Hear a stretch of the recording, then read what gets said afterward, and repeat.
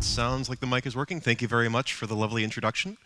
So, yep, I am Joe Slowik. We already had a little bit of an intro. So I'm currently doing threat intelligence work in an adversary hunter, which is a much cooler title, at Dragos, industrial control system focused security. So a lot of my examples are going to focus on the ICS space. Prior to that, I was running incident response at Los Alamos National Laboratory in Los Alamos, New Mexico, where I still live.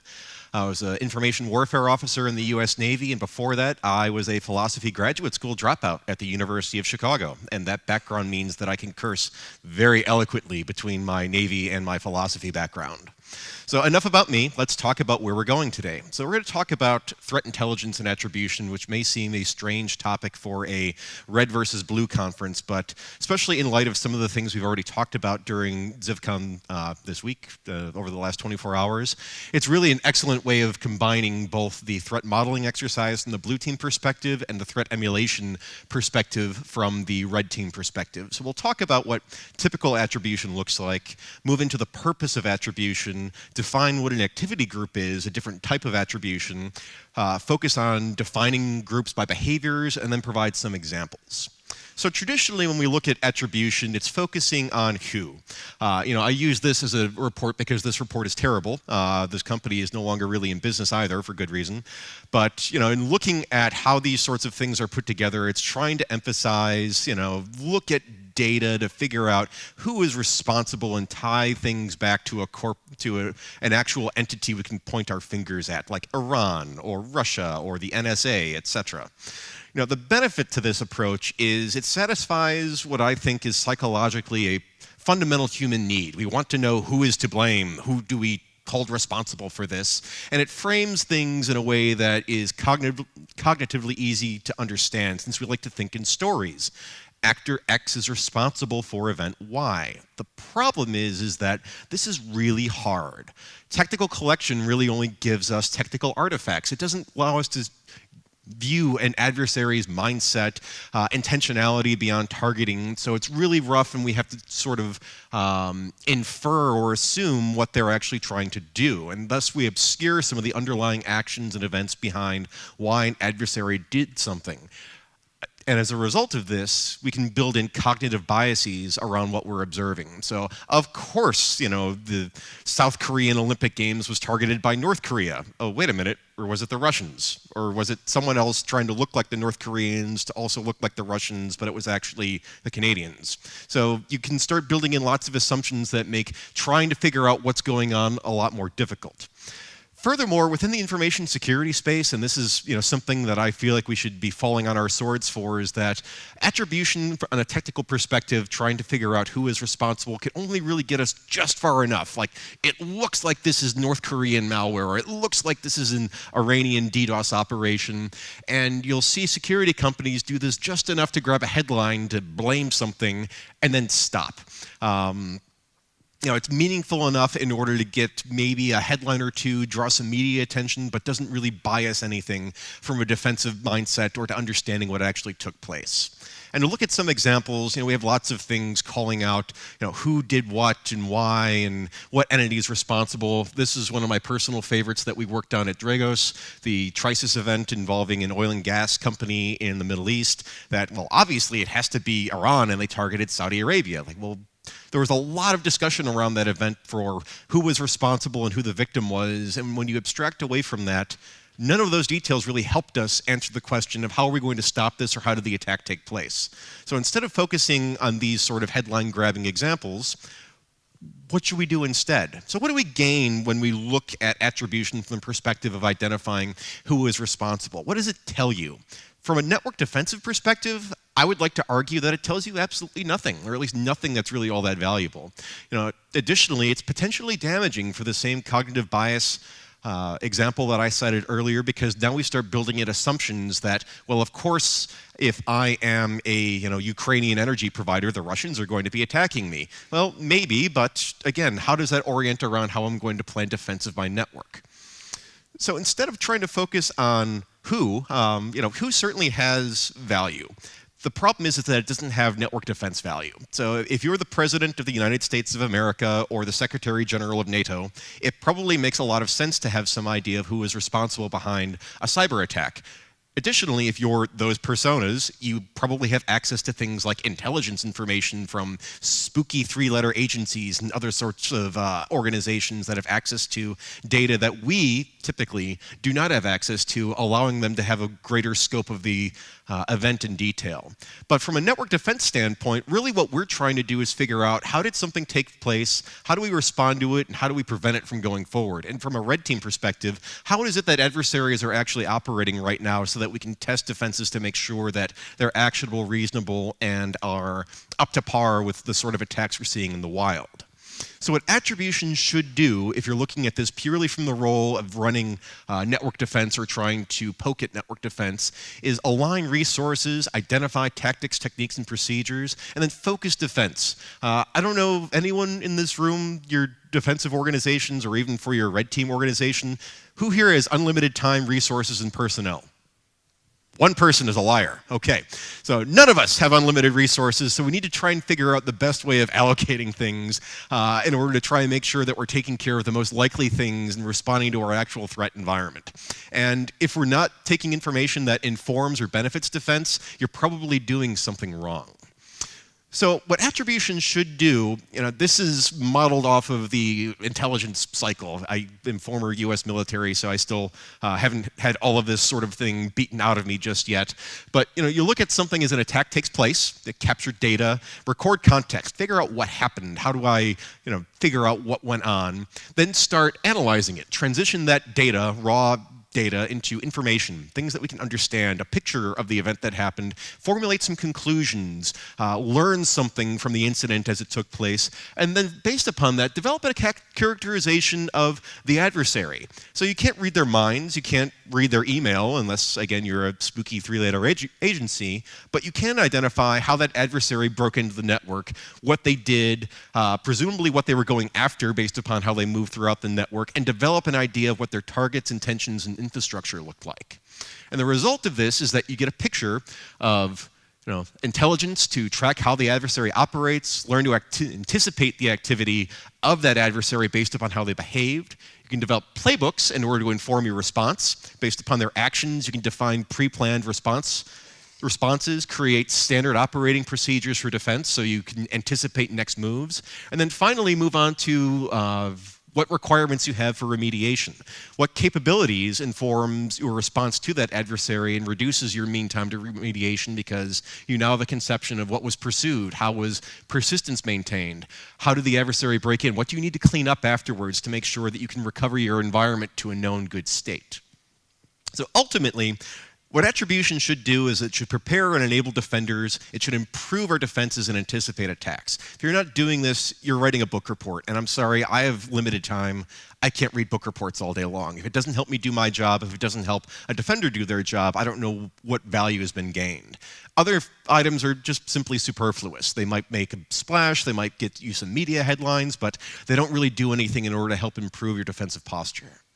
So activity groups is the methodology that I'm going to present today as an alternative to the who-based methodology for attribution purposes that really focuses not on the who is responsible, but rather how do they operate and what behaviors were observed. And as a result of this, I'm hoping at the end of this talk you'll agree that the who in many ways from an operational perspective is irrelevant. Now, switching from how to who means that we focus on observable items from the events that actually took place. As a result of this, we avoid speculation, we avoid guesswork, inference, trying to mirror actions onto the adversary like, well, of course they were, the Chinese were after stealing intellectual property because that's what China does. Like, well, you've just made an assumption there and you've possibly led yourself down a very bad path as a result of that. So what you're trying to do is build a picture for how the attack took place to inform how to respond to it instead of trying to think of what the ultimate purpose was. Because again, maybe if you're a C-level officer, that might be valuable information, but in the trenches on a day-to-day basis, it doesn't help us do our jobs. So we want to try and break out operations from identity. So a lot of times you'll see attribution focus on command authority. Who is trying to guide operations or control them? Going back to it's the Iranians, or it's the Russians, or it's the Americans, etc. But from a visibility standpoint, our telemetry, the data that we have, really focuses on technical collection, malware, command and control schema, et cetera. So we get a picture of development teams and can infer what command authority broke out from that. But in the end, what we're really concerned with is a little step further down, who's actually carrying out the operation, because you can have different teams that use the same malware that all may be serving the same entity, but this is what we actually have to respond to as defenders, or if you're a red teamer, what you're trying to emulate as an attacker. So traditionally, like I said, attribution focuses on those technical observables like malware and C2, which is good. It's the data we have available to us. Work with what you've got and don't worry about what you don't have. But as a result, we get a good picture of development teams without really focusing on the next level of how that technical data is used in the course of an actual intrusion operation. Now, as an aside, I say operations teams, and I've gotten feedback on this idea. I look at this from a very military standpoint, that you have the U.S. government controls the U.S. military, which has various units that operate or whatnot. They could use the same tool set, but everyone has a different mission. But an operations team could be more than just thinking in the classic command and control schema of a military operation. You could have contractors. You could have people who are, sort of hacktivists that get tools that are seeded out by other entities that are operating towards a goal. The main point is that you could have different people operating for different goals that use the same tool sets. So if you're trying to do attribution based upon, say, a single malware family, you could actually combine a bunch of different activity under one broader image, and as a result get a confused picture of just what exactly is going on, leading to suboptimal defense. So we want to break out operations. Like I said, different operations teams have access to the same tool sets. Just because you see the same piece of malware used or the same command and control schema doesn't mean that you're necessarily dealing with the same adversary. What a behavioral approach allows us to do by really breaking this down into how the intrusion took place is try and identify operation teams by how they behaved, how they acted within the environment, and what their observed goals and objectives were within the intrusion to get an idea for what is this entity and how do I then counter them. So in order to do this, we're going to go theoretical, and we'll talk about something that is based upon the Diamond model of intrusion analysis. So this guy is my boss right now, so of course I have to cite this. Sergio is a very nice guy. These other two guys I'm sure are important as well, but I'm not going to talk about them so much. This originated as a theoretical construct for how to perform intrusion analysis based upon observable data. It's a longish paper. I highly recommend you read it, especially if you have a long flight back. If nothing else, it'll assist you in sleeping on the way. But I do think it's valuable, and if nothing else, we'll go over the high-level details of what the diamond model looks like. So as you might expect, it looks like a diamond. But the main thing around this is that we're trying to take a framework for how to identify an activity group based upon what we could observe of how they behaved. So we have an adversary, which really, in many cases, can just be a placeholder. So this is the who that we've talked about previously, but really we just need to have, it could be algebraic and conception, just something did this. What's most important, though, is linking the adversary and whatever their objective was are the technical observables that we have in question. So we have the infrastructure, that means through which an adversary can reach out and touch a target, and we have the capabilities that an adversary leverages in order to bring an effect onto target. This is the data that we have most available to us and allows us to then build a conception for how the adversary operates and what actions take place. And ultimately, in terms of objectives, you have the victim. This could be very specific, your organization. It could be a little bit more general, certain industry verticals, like this adversary targets the oil and gas sector. This adversary targets financial institutions. But putting it all together, actually, let me back up. Looking at this idea, what we're trying to move away from is thinking that there's just one monolithic entity, APT28, Lazarus Group, etc., and distilling this down into, well, someone used different sets of infrastructure with different sets of capabilities, maybe different permutations of this, in order to attack a specific target. Any two variations of these vertices gives you a new conception of a different activity, hence an activity group. In looking at this, the primary focus of analysis is on technical observations, so infrastructure and capabilities. Like I said, the adversary can be abstracted, and the victim aspect is very useful in order to parse out and sort campaigns. To get into more detail on some of these, infrastructure, that means through which an attack is executed, and it provides the link from adversary to victim. What's important to note, and this ties into some other talks that have gone on at this event, is that you can characterize infrastructure observables as either atomic or behavioral. And what we really want to go towards is less atomic and more behavioral. So from an atomic perspective, we have your typical IOCs, IP addresses, domain names. It's relevant to an identified event. If you're dealing with an active breach, this is the information you need to know to respond. If you're trying to anticipate actions, though, it's not going to help you very much to characterize future operations. Instead, what we want to look for are behaviors, so trends and patterns. They're less likely to change because it ties into an adversary's more fundamental way of operating, and it gives us a means to anticipate or expect what that adversary will do in the future. So examples like this that I like to use, does the adversary go out and register their own infrastructure, or do they compromise legitimate infrastructure and use that for their command and control? What sort of hosting and registration patterns do they use? So I mentioned APT28 already. They had a number of items on here that really zero in on their sort of activity. So they register their own infrastructure, they have very unique hosting patterns and registration patterns, and they also had some really consistent SSL cert creation patterns that were in place for several years. And as a result of this, you can put together a picture for, when I'm dealing with a fancy bear operation or something, like this is how it looks like. So really the idea is to gather more conception of how this adversary is going to behave over time, as opposed to like, hey, they registered this specific domain at this point in time, but how are these things going to look in the future?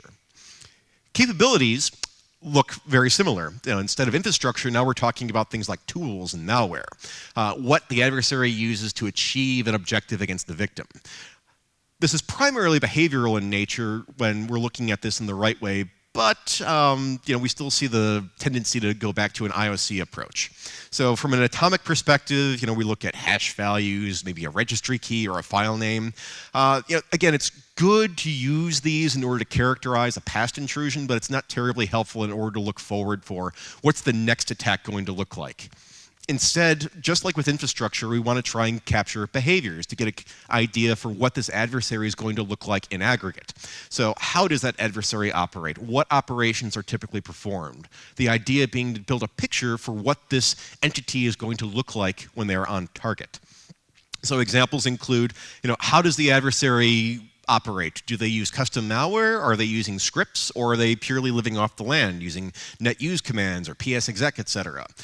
What sort of coding and deployment consistencies are involved? We had a discussion from the folks at MITRE about APT3. There was a very distinct coding pattern in APT3 malware that may still be persistent, but certainly was for almost 10 years, for a time stomping function that you can write a very simple Yara rule that would catch this for a long time across multiple variants of their malware, just because someone was lazy and kept using the same source code in the same compiler environment, and so you got a very good idea for how this entity would operate over time.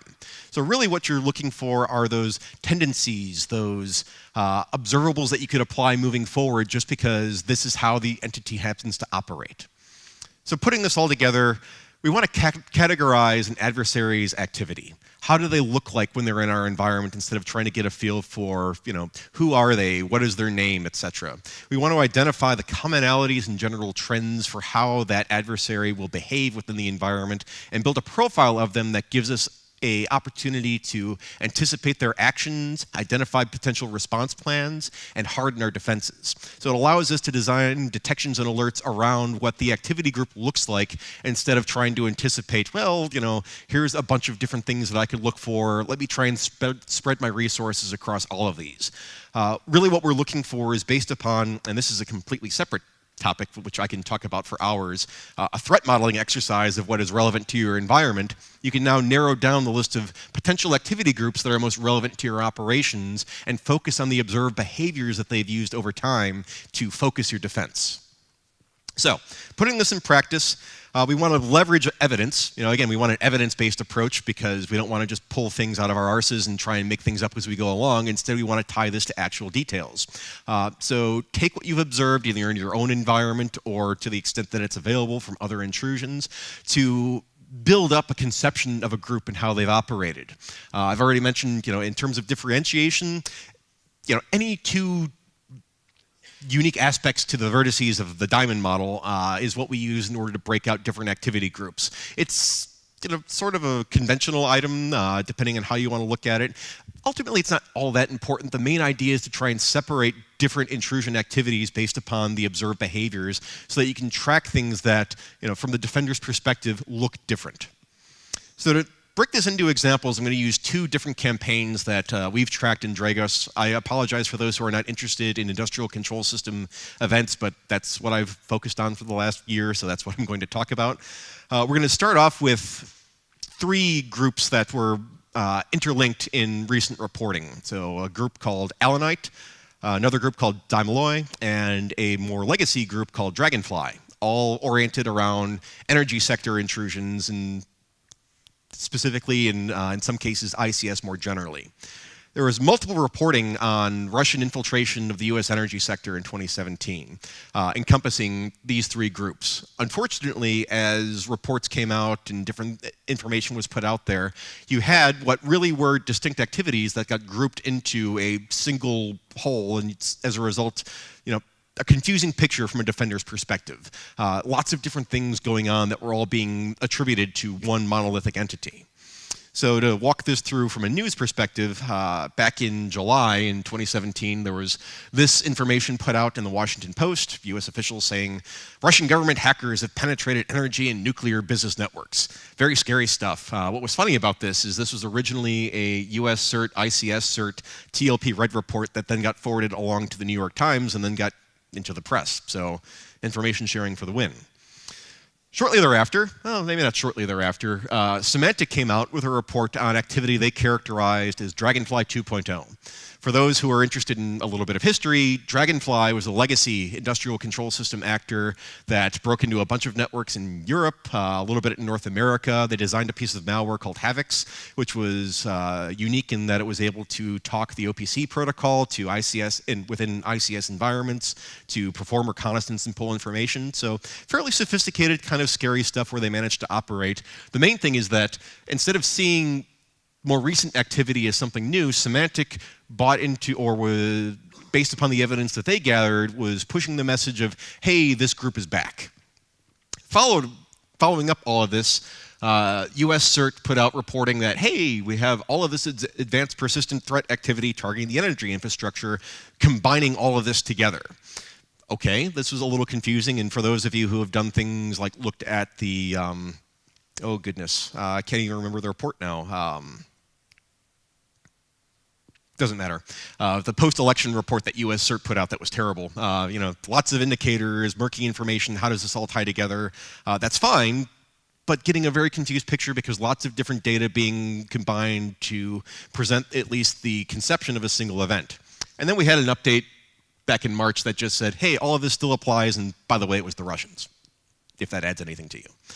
So to recap this, we had initial reporting that covered what I'm going to go through is the ALLANITE activity, followed by a report of a different threat of activity referred to as DYMALLOY. Then in October, we had US CERT come out with, hey, we're going to combine all of this into one report, and then we'll just blame it on the Russians a few months later. All right, so what does that leave us? Really, what happened, though, is in looking at the events themselves, is that we took a historical ICS campaign, Dragonfly. We tacked on to a more recent ICS-focused campaign, the DYMALLOY activity, and then we bolted all that on to an ongoing ICS-focused campaign under the ALLANITE aegis. And so instead of breaking these into different events that operate a little bit differently, someone combined this into one complete picture that, as a result, presents something confusing to the defender. So in looking at this from a how do they actually operate, how do they behave, DYMALLOY, active from 2015 to early 2017. They operated by phishing, who doesn't, along with a little bit of strategic website compromise. Deployed implants, mostly commodity malware. They use things like Karagani variant, Terraplor, some fairly generic backdoors. The main thing, no custom malware, just lots of things that overlap with a lot of crimeware campaigns. And then followed up with an information collection framework that leveraged the Mimikat source code built into a custom program, followed by a adversary-developed framework for harvesting documents and building up other intelligence information. The main thing here is that, okay, here is how this entity operates. Their phishing was kind of funny. So for those of you who are familiar with ISO 27K, it's a security standard. So an example of how they they looked. But then underneath the covers is, for the phishing activity, the group used a SMB external connect prompt by referencing a resource within the document to cause the victim host to reach out and try and fetch an object, and in the process also get a Windows authentication attempt to go outside of the environment. Allows the adversary to harvest those credentials, then replay them to get access to the environment because, hey, why don't we all have RDP access open to the internet so you can remote in? But anyway, so that's one activity. ALLANITE operated a little differently, though. So if you start off from the very top, it looks very similar. So they did phishing and strategic website compromise. Okay, we'll talk about the actual particulars in a little bit. But then, after the initial intrusion, we saw scripts and system commands. So credential capture and reuse. Then using a very unique link format. So using a link file within a user startup folder with an image mapped using the same sort of SMB external connect, so that every time the system restarts, it would prompt the external SMB connection to reharvest credentials if you're allowing SMB out of your environment, which why would you ever do that? But irrespective of that, that was what was going on. And then followed up with information collection using a lot of publicly available password cracking frameworks, and then RDP for connectivity and transfer. So some of the same initial access techniques, using almost purely living off the land techniques, and then some publicly available scripts, and then, again, a lot of just system commands and whatnot in order to gather info. Phishing was a little more sophisticated in this case. So whereas the DYMALLOY actor was using sort of generic theme phishing, ALLANITE was laser-like focused on US and UK electric grid operators and did some very well-crafted resumes in terms of their messaging. What was interesting about this, for those that know distinctions between US and European environments, the fish that were sent to UK customers used resume as their title, and to the US used CV, or curriculum vitae, for their title, which is the exact opposite of what you'd expect, but doesn't matter. The main thing is, underneath the covers, you'll see something superficially similar to how the DYMALLOY activity looked in terms of the SMB prompt, but instead of using it as a resource, this adversary used template injection instead. So within the docx template format, injected this little bit of XML pointing to a document template. So same fundamental technique in terms of trying to prompt an external SMB connection, but implemented in a significantly different way. Moving on from the capabilities standpoint, in terms of targeting, DYMALLOY focused on US, Europe, and Turkey with broad-based ICS targeting. Whereas ALLANITE activity, as we observed it, was laser-like focused on the US, UK, possibly Ireland, that's a sidebar, we can talk about that later, and all on the energy sector. So whereas you had one broad-based group in terms of what they were after, you had another group that was very narrowly focused on one vertical in only a couple of regions. So from a diamond model perspective, what are we looking at here? So based on how we've described this, we have different capabilities in terms of how attacks were actually carried out, and then differentiation in targeting, in addition to having temporal differences when these groups were actually active. Why does this matter? So just from a defender's perspective, the activities look different. There are some relationships between them, using some of the same techniques, but in terms of how they come together as a complete picture, based upon available evidence, they're not the same. Why this matters is that in terms of how we react to this from a defender's perspective is that we have different targeting and techniques, which means that we have different defenses, different responses that are necessary in order to protect against this. Furthermore, if you look at the targeting perspective, it means that depending on who you are as an entity, what do you need to care about? Going back to the idea of efficiency, allocating resources effectively, etc., is if you're an electric grid operator, you need to worry about one of these activities, but you might not necessarily need to worry about the other. Whereas if you're a manufacturing organization, you might have to worry about the DYMALLOY actor, but not necessarily worry about the other. So really having an idea for who's your target, who's your adversary, and how do you respond to them allows you to try and prioritize defense and figure out who your actual adversary is. Combining the two as one only muddies the picture and means that you're trying to defend all things at the same time. So in looking at these groups, they may all be the same adversary, going back to that idea between command authority, development teams, and then operational groups, but they're certainly operating dramatically differently. The different TTPs identified and targeting over time indicates that we really have different defensive playbooks that we need to put in place. So in reacting to DYMALLOY, having good antivirus monitoring for dirty executables in the environment is quite effective because there's lots of malware floating around. For the ALLANITE actor, you have lots of using native system commands and scripts and other other objects, so you need to focus on making sure that you're doing things like logging PowerShell, having sysmon deployed, and capturing that host-based activity. Two substantially different ways of responding to the threats and different technical implementations that need to be put in place. If you have to prioritize your resources, depending on what you're most worried about, do I beef up my AV protection, my bad binary protection, or do I ensure that I have better visibility? This is something that informs that decision based upon who your adversaries are and what your threat model looks like. So the next example that I'll talk about is a group that we've tracked named COVELLITE, and it's linked to the broad-based activity identified as Lazarus. So COVELLITE was a very narrowly tailored phishing campaign we discovered in September of 2017 that targeted US electric companies. Looking at how the COVELLITE activity operated, it was technically almost identical to broader Lazarus activity.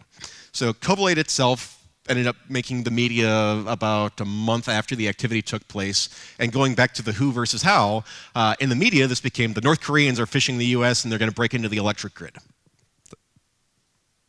Hold on. The main thing is, from a tracking and targeting standpoint, that technically this was very similar to Lazarus activity. For those unfamiliar, Lazarus is an increasingly catch-all term for just about anything that's North Korean related. So if you look at other reporting, such as from US CERT, who names this Hidden Cobra because we all have to have our own names, they've definitively linked this to North Korea. It's been active Lazarus activity since at least 2012. If you talk to some people, you can go back to 2008, with all sorts of different activity from the Sony Pictures event, Bitcoin theft, intellectual property theft, breaking into the theater high altitude area defense system in South Korea, so military espionage, and then from a technical standpoint, seeing this ICS focused operation.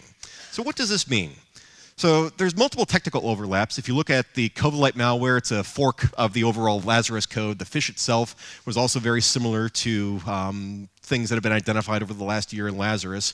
And there was also an infrastructure overlap. So Lazarus itself is very sneaky in that they use compromised infrastructure and tend to not reuse infrastructure, except there was one IP within the COVELLITE campaign that overlapped with other Lazarus operations.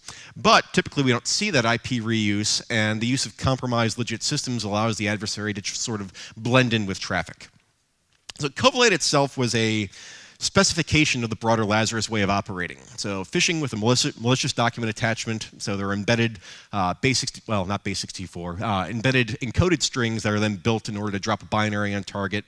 The embedded executable is built via macros, and then the executable beacons out via a fake TLS connection to a compromised C2 server. The document itself doesn't look all that special, so like, oh, you have a document, please enable macros, then you get some garbage. Underneath the hood, it looks a little bit more interesting, is that you see the encoded stuff and then the algorithm that's used in order to build that into a binary.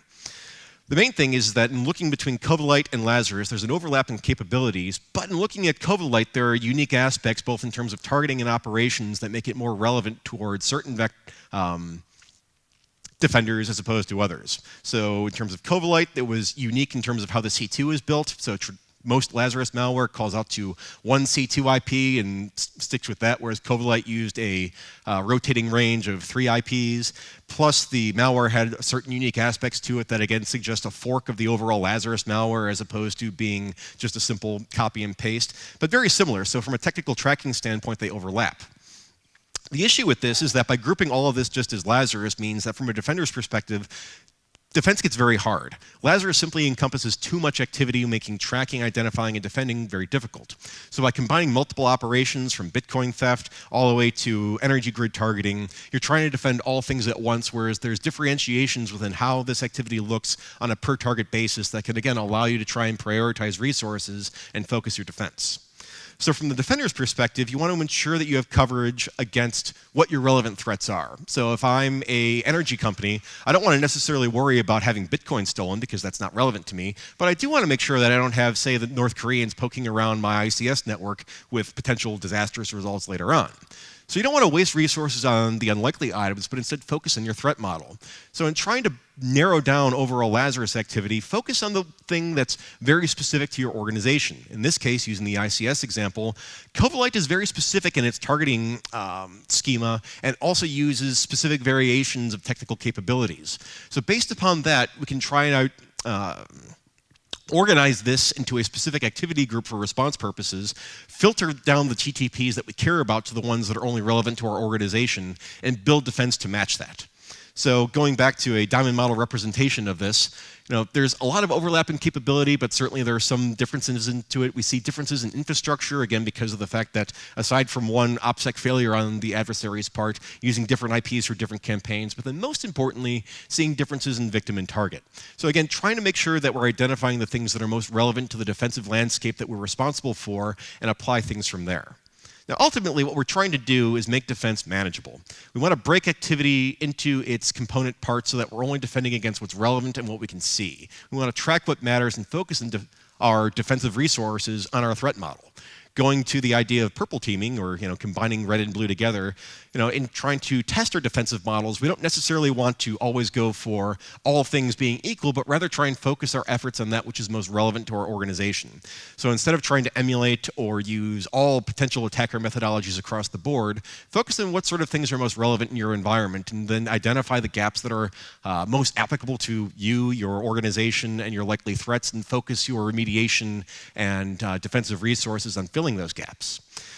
So looking back to the actors, campaigns, and TTPs concept, the idea of trying to break things out into a behavioral construct, we want to try and get an idea for who are the operational groups that are actually targeting our networks, how do they operate, and how do we counter them.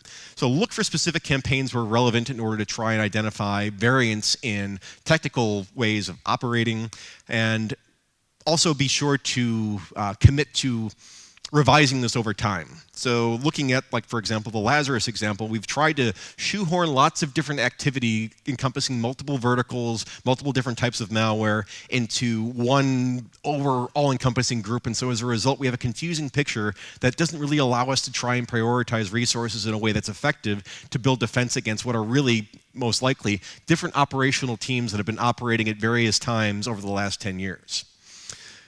So to try and draw this all together, attribution itself is a dicey topic, and it's something that can be difficult to talk about sometimes. But in trying to build something that's actionable to us as defenders and as those responsible for safeguarding networks, we want to try and make sure that attribution makes defense manageable. It assists us in trying to organize resources, allocate defense, try and figure out who's trying to attack us, and identify those sorts of bits of information that are most relevant to us as defenders.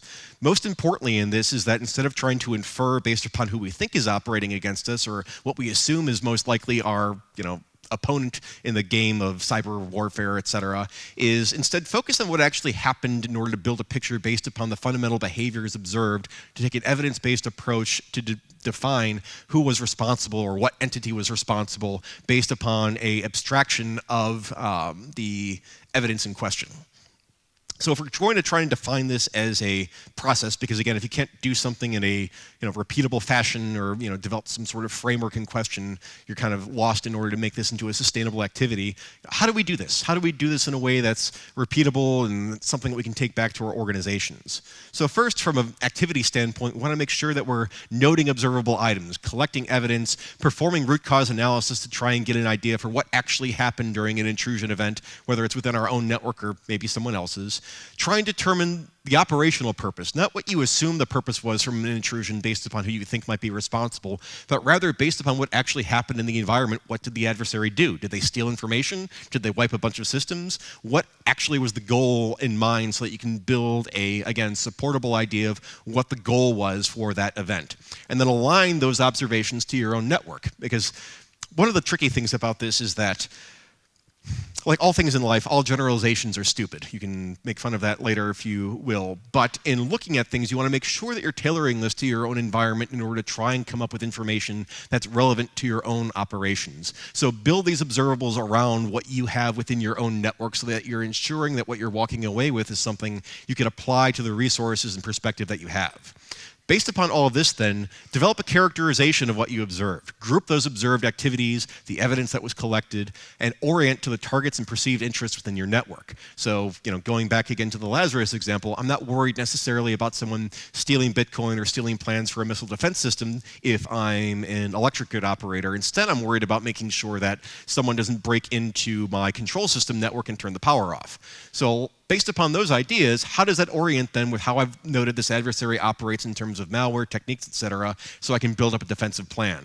And once you've done all of that, then you can define a group based around those characteristics in order to build detection and defenses around that. Or from the perspective of trying to make sure you're testing your defenses, how do I design activity that's going to emulate that to make sure that what I put into place is actually actionable?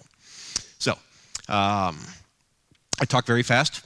I apologize for first thing in the morning for those who were at the after party last night. I hope you had enough coffee in order to make it through this. So I have many more things that I could say on this topic. You can certainly connect with me, watch all the things that I post on Twitter, or see things that I blog about related on this topic. I believe we have a little bit of time for questions. This was a whirlwind talk to start off the morning, but thank you everyone for bearing with me, and it's been a pleasure to be in Gdynia.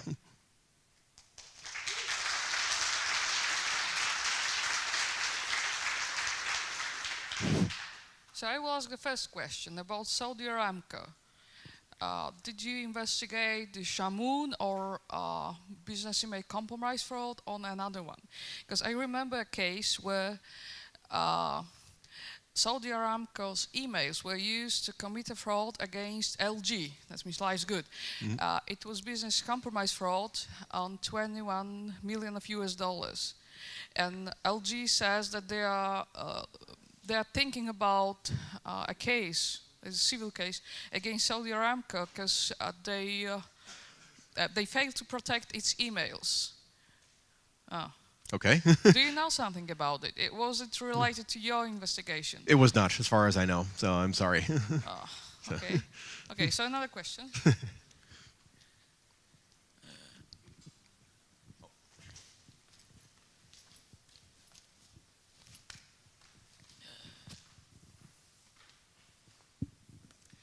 This is a off-topic question, but I have to ask it. Did you set up any kind of competition between Navy, Marine, and Air Force here? I see 3 guys within 2 days coming from US Army, and just wondering. I like to think we're all on the same team, but yeah, there's always a bit of friendly competition anywhere. It's nothing near as bad as the competition between information security companies, which I've found now that I've moved into the private sector. That is a truly aggressive field. Not planned.